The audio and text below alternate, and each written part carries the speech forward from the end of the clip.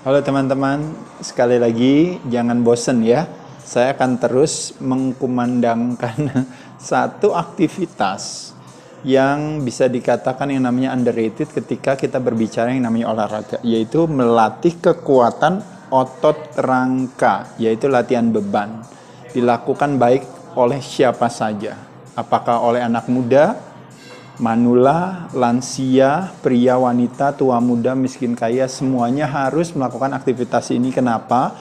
Karena hubungannya otot dengan tulang, hubungannya dengan gerak, dan hubungannya nanti dengan metabolisme di dalam tubuh kita. Yuk, sekarang saya akan bahas lebih advance lagi tentang latihan beban. Ya, pertama-tama teman-teman mesti paham dulu, kalau kita mau melakukan aktivitas latihan beban, kita make sure bahwa latihan beban itu, aktivitas tersebut itu akan memberikan kita manfaat yang optimal. Tapi di sisi lain, dengan kita punya pemahaman daripada cara gerak kita melakukan berbagai aktivitasnya, bentuk gerakannya, maka kita berharap resikonya turun. Ya, jadi artinya di sini kunci daripada melakukan aktivitas latihan beban adalah bagaimana manfaat meningkat, resiko turun. Paham ya? Kenapa saya katakan seperti itu? Karena sering terjadi ya teman-teman, sering lupa. Ada istilah yang mengatakan lupa esensinya, yaitu adalah sehat.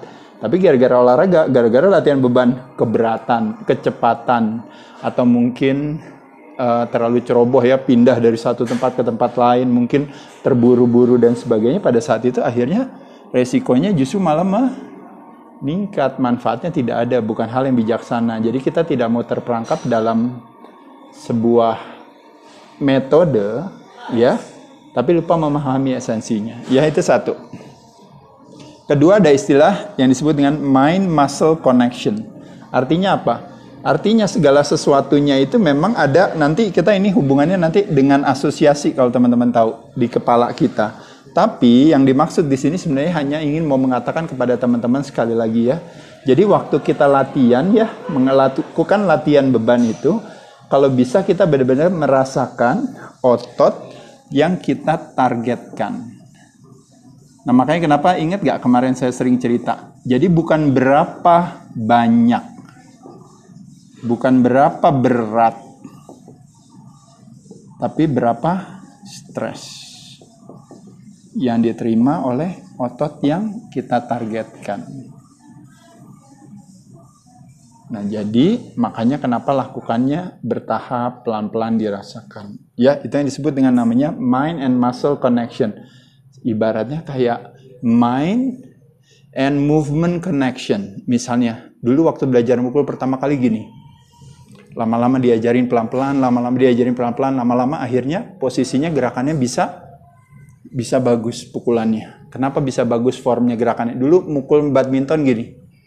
Lama-lama terakhirnya lama-lama bisa mukulnya bisa bagus. Kenapa? Terjadi yang namanya mind and movement connection. Jadi ini pun juga sama, mind and muscle connection. Nah, gerakannya kalau teman-teman tahu adalah selalu, kalau teman-teman lihat ada yang namanya gerakannya namanya positif, ada gerakannya negatif. Kalau negatif itu bahasanya itu namanya eksentrik. Positif gerakannya namanya konsentrik. Kalau positif itu ototnya memendek. Kalau eksentrik ototnya memanjang. Contohnya apa coba teman-teman? Kalau saya ngangkat beban seperti ini. Waktu saya ngangkat beban seperti ini gerakannya positif, ini gerakannya negatif. Ini gerakannya konsentrik, ini gerakannya eksentrik. Ini gerakannya waktu dikencangkan ototnya memendek. Pada saat dilepas ototnya memanjang. Nah, waktu melakukan aktivitas gerakan ini kalau kita membayangkan manfaat dan resikonya, posisinya tepat, baik, kita rasakan nyaman, tidak menyakiti aktivitas gerakan atau tulang atau persendian kita, maka ini udah benar, mind and muscle connection. Oh iya, oke. Saya rasakan benernya otot yang saya latih. Kerasa gak ya di bicep? Oh ini untuk bicep ya? Iya, ini namanya bicep curl. Oh iya, baik. Saya bisa ngerasakan. Nah, lalu kita masuk lagi nih yang disebut namanya time under tension. Time under tension adalah, time itu adalah waktu, seberapa lama waktu yang tekanan yang dirasakan oleh otot yang kita targetkan itu waktunya berapa lama. Semakin panjang semakin baik, tapi tidak terlalu panjang. Nah, jadi ada istilah yang namanya tempo, teman-teman. Nah, tempo itu sesuai dengan yang namanya positif dan negatif. Contoh misalnya, positifnya 1 detik, lalu di puncak gerakan 1 detik, lalu pas turunnya 2 detik. Nah, jadi temponya 1, 1, 2. Gimana gerakannya? 1 detik. Tahan di puncak gerakan, turun 1, 2. 1 detik. Puncak gerakan turun 1, 2. Jadi temponya adalah 1, 1, 2. Boleh gak kalau seandainya saya 1, turun pelan 2. 1, turun pelan 2. Saya nggak kunci di puncak gerakan, tapi melakukan yang namanya continuous tension atau gerakan yang berkelanjutan. Berarti temponya adalah 1, 0, 2 gitu. Boleh gak kalau Mas Ade saya mau time under tensionnya lebih lama lagi? 1, 3 misalnya. Berarti ini total semua satu gerakan adalah 5 detik. Jadi 1 detik tahan 1 detik, turunin 1, 2, 3 lebih lama lagi. Jadi berarti 5 detik. Yang ini berarti 5 detik. Yang ini berarti 3 detik. Yang ini berarti 4 detik. Nah, ini time under tensionnya 5. Ini time under tensionnya 3. Ini time under tensionnya 4. Sebenarnya bukan berarti yang mana lebih baik atau apa, tapi tergantung juga. Kalau teman-teman kita lihat di sini, ya, kadang-kadang kita kan selalu memakai indikator adalah misalnya beratnya atau berapa kalinya. Tapi kita juga bisa bermain di tempo sebenarnya teman-teman sekalian. Dengan beban yang ada di rumah yang mungkin cuma 5 kilo, aduh Mas Ade saya udah tambah kuat tuh ngangkatnya 10 kali, aduh gampang banget sekarang. Tapi saya belum ada waktu buat beli dumbbell yang lebih berat lagi. Teman-teman, yuk kita mainin temponya. Yaitu adalah apa? Kita rasain lebih pelan lagi. Terutama pelannya di apa? Pelannya di negatif. Kenapa pelannya di negatif? Karena pada saat di negatif itu, kita ada kecenderungan untuk biasanya kalau positif kan udah ketahuan berat. Kalau negatif kan kecenderungan kita mau lepas untuk kita siap lagi ke positif. Tapi kalau seandainya positif kita angkat bebannya udah berat, lalu pas negatif kita tahan bebannya lebih pelan, berarti kita dapat 2 in 1 dong. Bener gak teman-teman sekalian? Jadi untung kita, makanya kenapa time under tensionnya kalau bisa di kisaran itu. Nah, kalau di kisaran misalnya 5 detik, berarti kalau kita 10 kali berarti berapa detik, Des?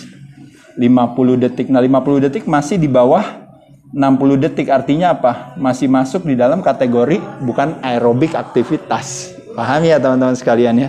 Nah, jadi itu alasannya. Nah, lalu lanjut lagi ya, kita masuk ke asosiasi. Nah, asosiasi di kepala kita itu setiap kita mengangkat dengan latihan yang sama tapi dengan asosiasi kepala yang berbeda, ternyata hasilnya beda. Kok bisa gitu? Contoh paling gampang nih teman-teman boleh tes ya. Waktu teman-teman push up, teman-teman melakukan push up kan? Gitu ya kan, push up. Waktu melakukan aktivitas push up, teman-teman dorong badannya ke atas. Karena dari katanya aja, Mas Ade katanya namanya push up kan. Jadi saya dorong aja badan saya ke atas. Saya membayangkan muka saya nggak mau kena ke lantai. Makanya saya dorong ke atas. Bagus nggak? Boleh bagus. Tapi ingat sekali lagi kita balikin lagi ke sini. Selalu jaga manfaat, selalu hati-hati dengan resiko. Push up tujuannya manfaatnya adalah apa? Melatih kekuatan otot dada, otot bahu, dan otot tricep yang terlibat. Ada 3. Resikonya adalah nggak mau gara-gara push up misalnya ternyata ada persendiannya nanti yang sakit misalnya kalau seandainya posisi badannya salah dan sebagainya ya. Kedua, mind and muscle connection artinya benar-benar memfokuskan kepada otot yang dilatih. Nah, ketika ototnya dilatih, kita rasakan, oh iya benar. Nah, teman-teman, saya akan masuk ke sini nih sebelum saya tadi ngomong ke asosiasi, ada satu yang saya biar nggak lupa ya, maaf ya teman-teman ya saya loncat-loncat. Tapi ada satu yang saya mau sampaikan. Ini yang disebut yang namanya range of motion. Nah, range of motion ini kadang-kadang bisa jadi full, bisa jadi tidak full. Misalnya medium gitu ya. Range of motion itu apa teman-teman sekalian? Range of motion itu gini. Saya kasih tahu teman-teman.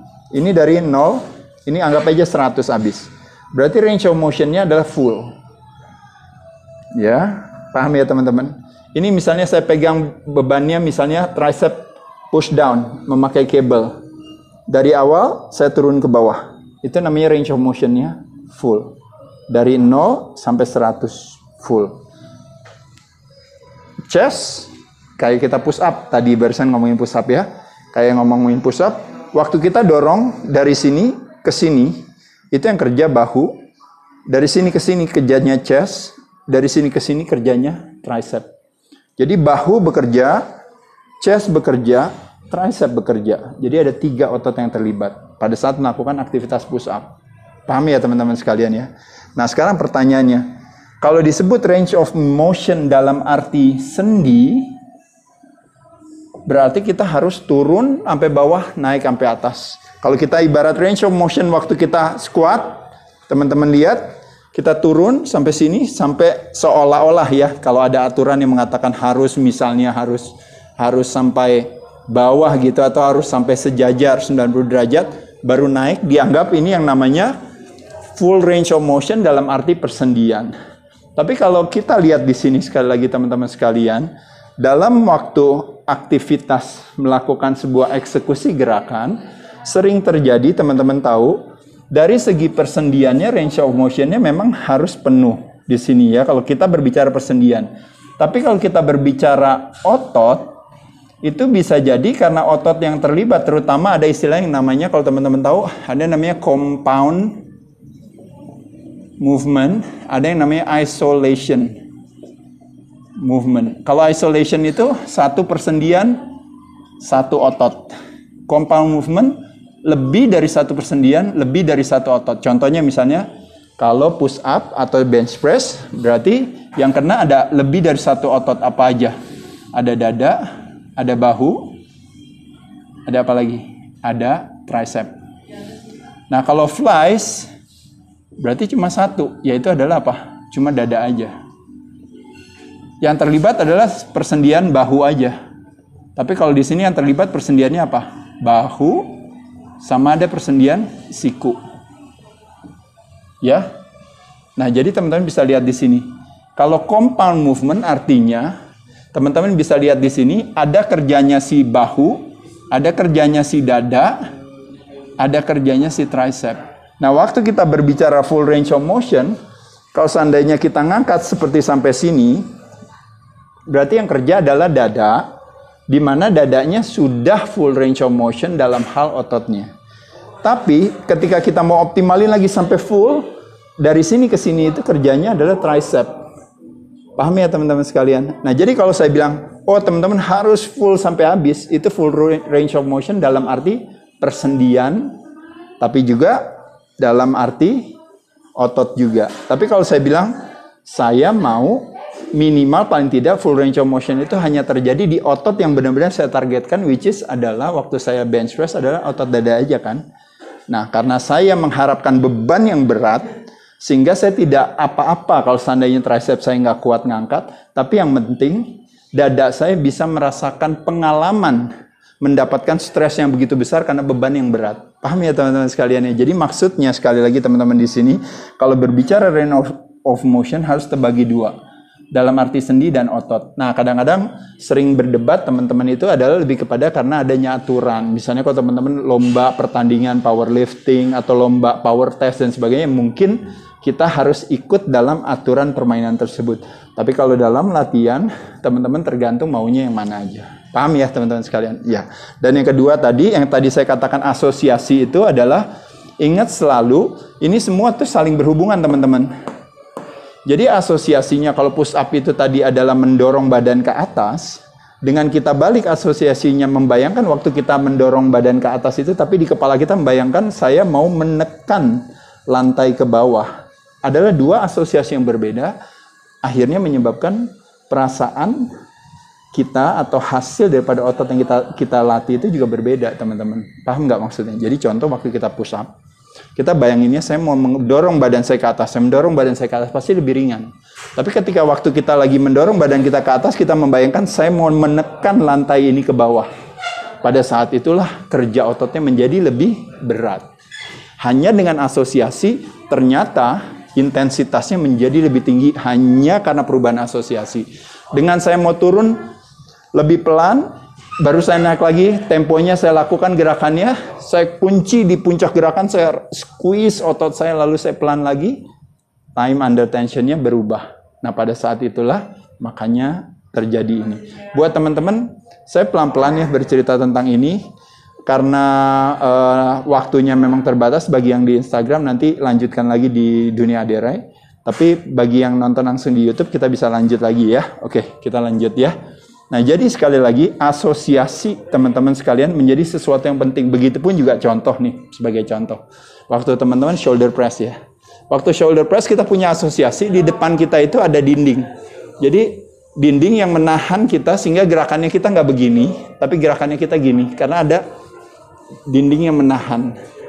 Nah, waktu kita melakukan aktivitas ini, pada saat itulah otomatis bahu yang kita targetkan itu bisa ada rasanya lebih optimal lagi. Jadi akhirnya mind and muscle connection terjadi kalau seandainya ada didukung oleh sebuah asosiasi. Nah, hal yang lain contohnya misalnya, waktu kita mengangkat beban shoulder press tadi, teman-teman membayangkan hanya sibuk memindahkan satu titik menuju destinasi B. Jadi dari titik A menuju destinasi B. Oh, yang penting pokoknya saya pindahin. Oh, yang penting saya pindahin. Adalah asosiasi yang berbeda ketika kita membayangkan waktu kita melakukan aktivitas ini, kita bukan ingin memindahkan satu beban dari titik A menuju destinasi B, tapi yang mau kita lakukan adalah apa teman-teman sekalian? Yang kita mau lakukan adalah bagaimana kita bisa menciptakan stres yang besar kepada otot yang kita targetkan. Kita rasakan. Apalagi kelanjutannya dalam asosiasi kepala kita. Bukannya saya meninju ke atas. Kenapa kalau saya meninju ke atas? Karena teman-teman lihat nih. Nih kalau kita meninju ke sini. Forearm atau fleksornya terlibat untuk seolah-olah kayak ingin memindahkan dari sini ke sini. Ya, ini juga kita mau pindahkan, kita mau tinju ke atas. Padahal yang kita mau fokuskan adalah apa teman-teman sekalian? Kita mau latihan bahu. Jadi yang difokuskan asosiasi di kepala adalah justru menjauhkan siku kita dari badan. Kita jauhin. Kita jauhin. Ketika kita jauhin ini naik.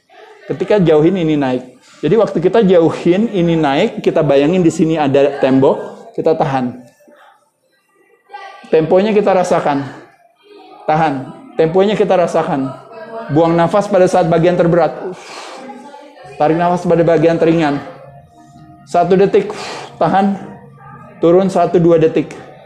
Bayangin ada tembok di atas, kita rasakan. Teman-teman bisa bayangin nggak barusan apa yang saya katakan kepada teman-teman? Saya berbicara soal mind and muscle connection. Saya bicara soal time under tension. Saya bicara soal asosiasi. Paham ya? Belum lagi ditambah dengan yang namanya intensitas teman-teman sekalian. Semakin berat, beban yang kita angkat pasti semakin baik. Oh gitu ya Mas Ade? Iya. Oh berarti kalau gitu saya berat-berat aja. Terlalu berat berarti tidak baik. Karena jawabannya apa? Konsep daripada intensitas yang tinggi itu terjadi kalau bebannya berat dan terkontrol. Ya, kenapa terkontrol? Karena hubungannya dengan time under tension, hubungannya dengan mind and muscle connection, hubungannya dengan asosiasi dan tempo. Paham ya teman-teman ya? Nah jadi bisa bayangin nih, kayak membayangkan ya, teman-teman kalau kita datang ke dokter. Dok, saya sakit, saya mesti ngapain? Ya udah sana makan obat. Ya udah, oke dok, makasih ya. Loh pasti dipanggil lagi sama dokternya. Kenapa? Kok main jalan aja, udah tahu belum obatnya apa? Oh gitu ya dok, kirain boleh makan apa aja. Enggak, obatnya mesti harus sesuai dengan tujuannya atau sakitnya apa, maka sembuhnya apa. Benar ya? Udah, oke, makasih dok. Oh, berarti kalau saya batuk, berarti saya mesti makan obat batuk. Kalau saya pusing, berarti makan obat pusing. Iya betul ya, oke, udah. Makasih dok, langsung jalan. Kok kamu jalan dulu? Kenapa? Sini dulu. Kamu udah tahu belum makannya mesti berapa banyak? Kok bukannya boleh berapa banyak? Apa aja boleh dimakan? Enggak, ada yang namanya dosisnya. Oh begitu. Tahu gak kapan makannya? Ada timingnya, jadwalnya. Tahu gak penyajiannya mesti diapain obatnya? Dan sebagainya. Begitupun juga dengan latihan teman-teman sekalian. Jadi bukan sekedar kita mengajak masyarakat, ayo olahraga, tapi olahraga sendiri terbagi atas, ada melatih kekuatan otot jantung, nanti ada strateginya. Indikatornya adalah maksimal detak nadi per menit. Kita mau masuk ke dalam mana? Zona pembakaran lemak, zona kekuatan jantung, atau hanya sekedar untuk membakar gula dan sebagainya. Termasuk dalam latihan beban, teman-teman bisa lihat di sini, hanya dengan sebuah pemahaman kita bisa mendapatkan hasil yang optimal. Gulanya kebakar, badan kita menjadi lebih sensitif terhadap insulin, sedangkan selama ini yang terjadi teman-teman hampir lebih dari 85% ya kalau di negara maju ya seperti di Amerika, mungkin di Indonesia pun sama. Kita itu mengalami yang namanya prediabetes atau resistensi insulin. Gara-gara apa? Kebanyakan makan karbohidrat, akhirnya semuanya ibaratnya kebanyakan gula ya, makanya akhirnya gulanya harus disimpan di dalam sel lemak. Nah, makanya kenapa peran daripada latihan beban itu menjadi sesuatu yang penting, apalagi bagi orang yang tua. Bukan cuma hubungannya dengan regulasi gula, hubungannya juga dengan apa, teman-teman? Hubungannya dengan kekuatan tulang. Paham ya? Nah, lalu di sini sekali lagi, kalau kita berbicara hypertrofi atau meningkatkan massa ototnya kita, makanya kenapa yang paling populer teman-teman adalah di 6 sampai 12. 6 sampai 12 artinya apa? Kalau 6 kali ngangkatnya bebannya berat, berarti bebannya nggak boleh ditambah atau dikurangin boleh.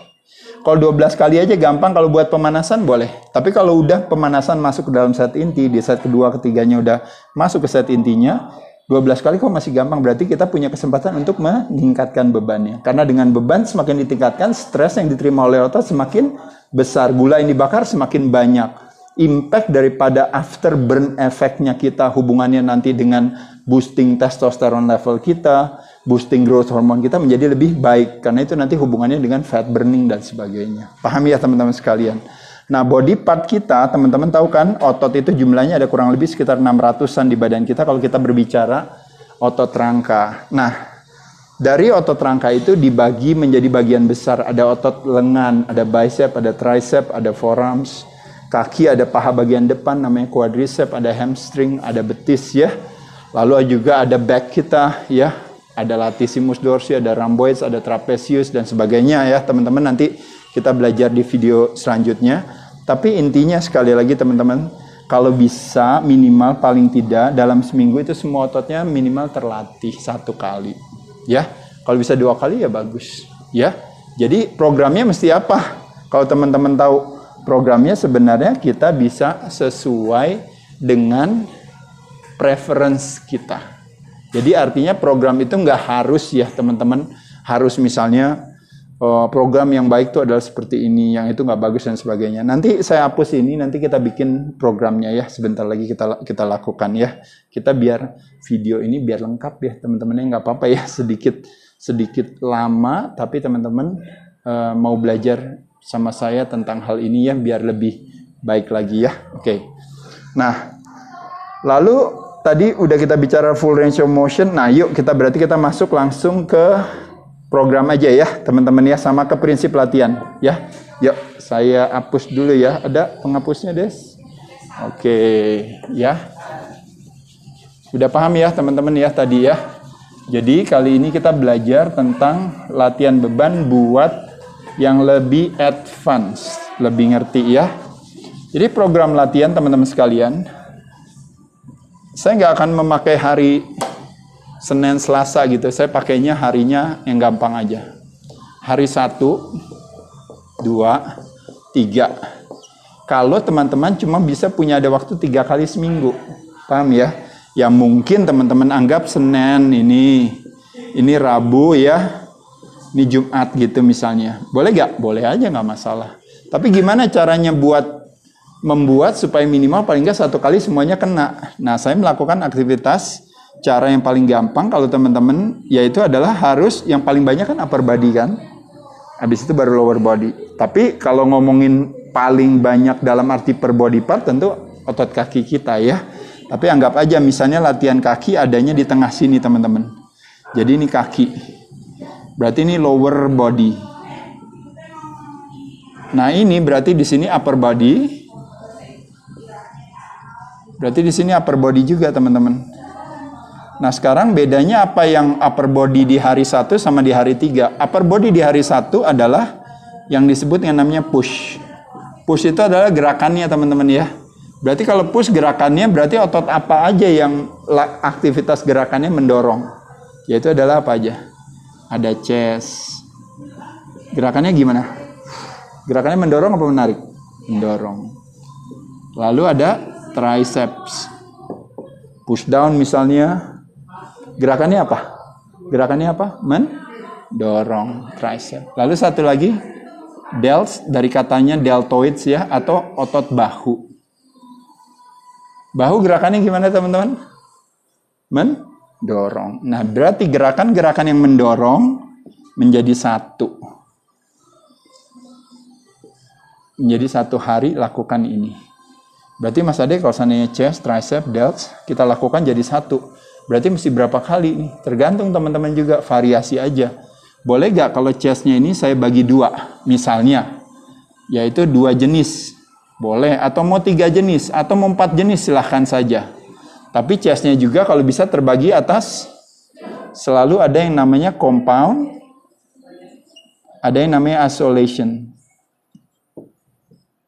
Jadi kalau compound, yang tadi saya katakan, lebih dari 1 otot yang terlibat, lebih dari 1 persendian yang terlibat. Kalau isolation cuma 1 persendian. Jadi kalau ini berarti flies, berarti kalau ini berarti press. Nah, kalau bahu ya, berarti apa latihannya? Ini kan chest. Kalau bahu, berarti apa latihannya? Kalau compound berarti shoulder press. Ini chest press. Berarti kalau bahu berarti ini lateral. Lateral bahu terbagi atas 3. Ada bahu bagian depan, samping, dan belakang. Belakang itu namanya posterior. Depan anterior. Samping medial. Makanya disebut delta. Gitu ya, ada seperti kayak kepalanya ada 1, ada 2, ada 3 ya. Nah masing-masing lakukan satu-satu gerakan, boleh nggak ada masalah ya. Paham ya teman-teman sekalian ya. Jadi di sini upper body-nya push, tapi kalau bisa pilihan-pilihan latihannya kalau bisa melibatkan compound dan isolation ya. Cuma kalau otot kecil misalnya kayak tricep, itu udah otomatis is a isolation movement.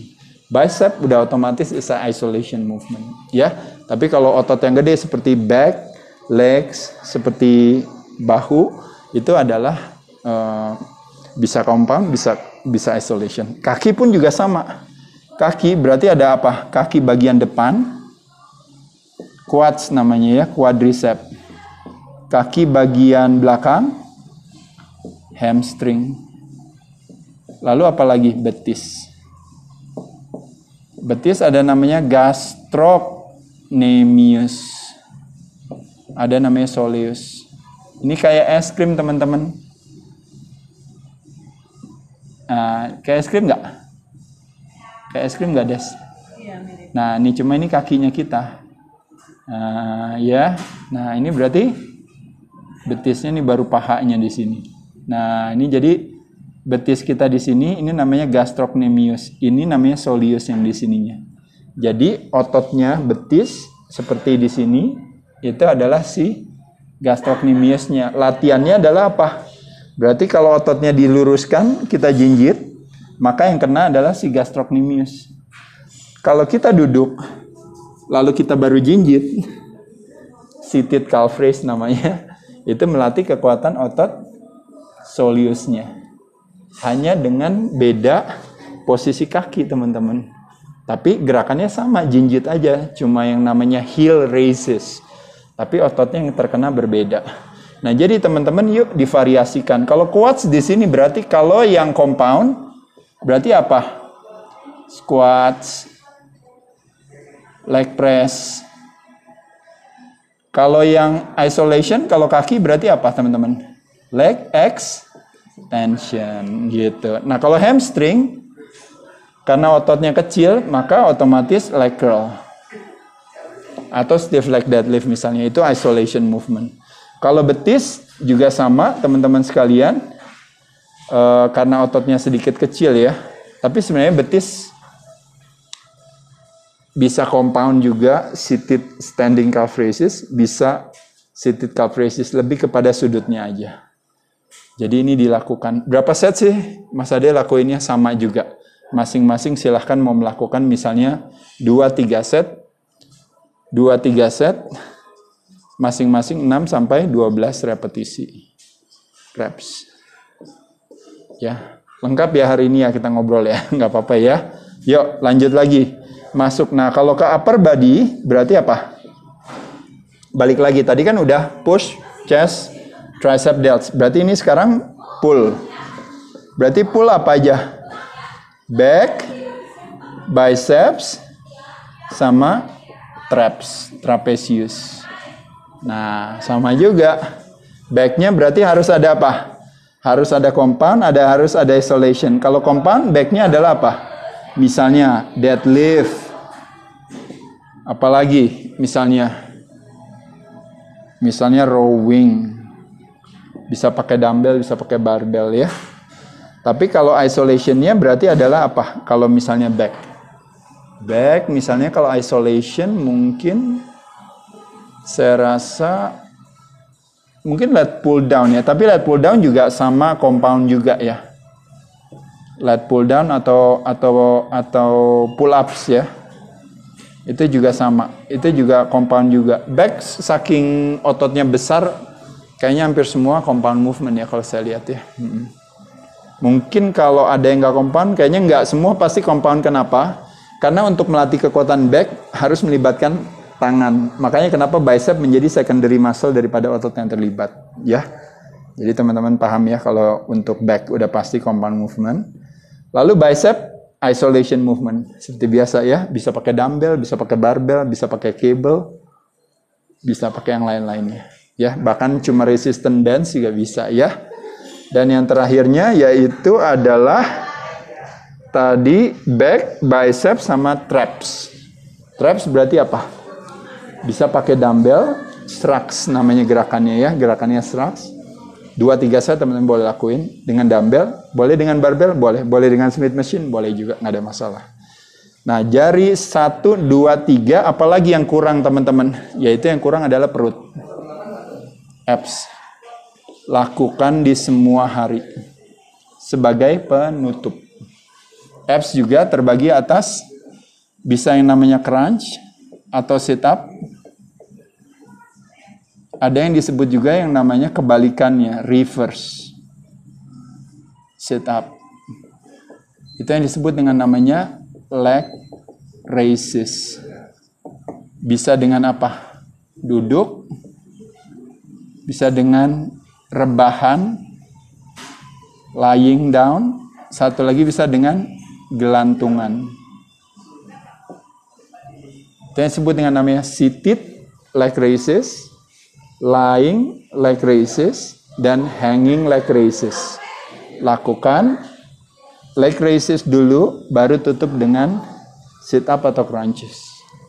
Buat melatih otot perut, dilakukan kapan? Di setiap penutup daripada latihan ini. Dari program seminggu 3 kali ini, berarti teman-teman bisa lihat apa yang terjadi teman-teman. Yaitu adalah kita melatih semua otot dalam 1 minggu minimal 1 kali. Paham ya teman-teman sekalian? Kalau saya misalnya 4 hari gimana Mas Ade? Hari 1, hari 2, hari 3, hari 4. Nah ini adalah yang dikenal dengan yang namanya brow splits ya. Jadi yang paling populer orang latihannya tahu gak apa? Biasanya chest sama arms. Back sama arms. Lalu di sini legs, di sini shoulder sama struts. Ini semuanya abs ditutupnya. Senin, Selasa, Rabu istirahat, Kamis, Jumat latihan lagi. Sabtu, Minggu istirahat. Paham ya teman-teman ya gerakannya kurang ini. Armsnya berarti kalau di sini boleh gak saya bicep? Boleh. Boleh gak ininya jadi tricep? Boleh. Boleh gak kebalikannya? Saya di sini, bicepnya yang di sini. Boleh, nggak ada masalah. Jadi big muscle sama small muscle, big muscle sama small muscle. Lalu leg sendiri, lalu big muscle sama small muscle. Paham ya teman-teman sekalian ya? Berarti ini, kalau seandainya saya 5 hari, Mas Ade boleh. 5 harinya masukin satu lagi apa? Weak point.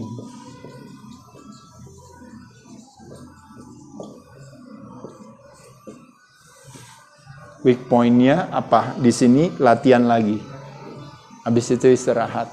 Jadi teman-teman sekalian, bisa 3 hari, bisa 4 hari, bisa 5 hari. Kalau saya mau 6 hari, boleh aja teman-teman, kreativitas aja. Tapi jangan lupa kita juga harus menjadikan istirahat sebagai sebuah proses untuk building up atau recovery atau repair. Pada saat latihan, ini adalah konsepnya adalah breaking down, merusak. Tapi rusak dalam arti yang positif. Terjadi yang namanya positive stress atau yang dikenal dengan namanya physical stress. Badan menjadi lebih kuat ketika diedukasi dengan pengalaman ini, akhirnya badan tambah kuat. Ya, tapi kalau teman-teman overtraining dan overtraining, satu lagi under recovering. Ini adalah dua hal yang harus dihindari.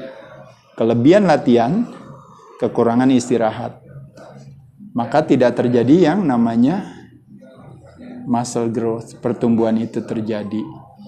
Otot sangat dibutuhkan oleh badan kita sebagai cc mobil kita. Jatah makan kita jadi semakin tinggi, bukan berarti kita harus makan lebih banyak, tapi dengan kita punya largest site of glucose disposal di badan kita, kita punya organ tubuh kita yang boros akan kalori, memungkinkan kita untuk bisa punya kualitas kesehatan yang lebih tinggi karena semuanya terpakai. Yang terjadi hari ini adalah apa teman-teman sekalian?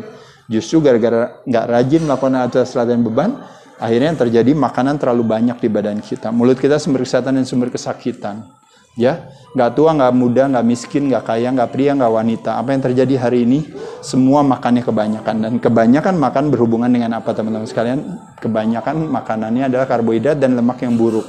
Akhirnya terjadi yang namanya resistensi insulin. Berhubungan dengan metabolic syndrome, berhubungan dengan apa teman-teman sekalian? Berhubungan dengan berbagai penyakit yang berhubungan dengan jantung dan pembuluh darah yang menjadi apa? Underlying pre-existing kondisi, prasyarat daripada sebuah penyakit infeksi akhirnya bisa nyaman tinggal di badan kita. Oleh sebab itu sekali lagi saya ulang, yaitu adalah apa? Latihan beban adalah bagian daripada kita meningkatkan imunitas kita. Ini yang namanya imunisasi sesungguhnya ya teman-teman, yaitu adalah kita kuatkan badan kita sehingga nasib kesehatan kita benar-benar tergantung daripada diri kita. Bersyukur kalau seandainya ada fasilitas dari luar yang bisa memberikan kekuatan atau meningkatkan kualitas kesehatan pada kita, ya mungkin harus berbayar dan sebagainya. Tapi cara paling mudah adalah dengan merubah ulah perilaku kita. Saya ucapkan terima kasih teman-teman. Udah banyak ya informasi yang ada hari ini. Semoga bermanfaat adanya. Saya ucapkan terima kasih.